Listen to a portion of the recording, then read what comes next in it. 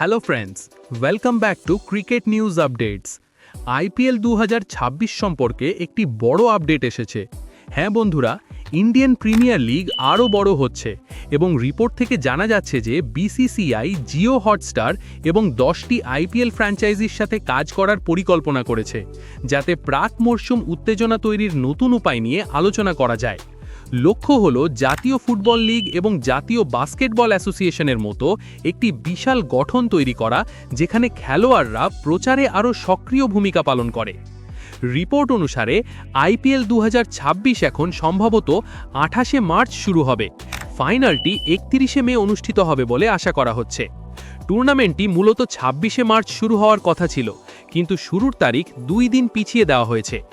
এই পরিবর্তনটি সামান্য হলেও ফ্র্যাঞ্চাইজি এবং অন্যান্য স্টেক হোল্ডারদের নতুন মরশুমের আগে কিছু অতিরিক্ত সময় দেবে।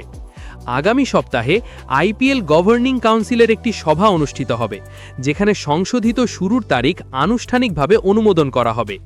এই সভায় সম্পূর্ণ সময়সূচি আনুষ্ঠানিকভাবে নিশ্চিত করা হবে বলে আশা করা হচ্ছে, যার মধ্যে উদ্বোধনী ম্যাচ এবং চূড়ান্ত স্থানের ঘোষণাও অন্তর্ভুক্ত থাকতে পারে।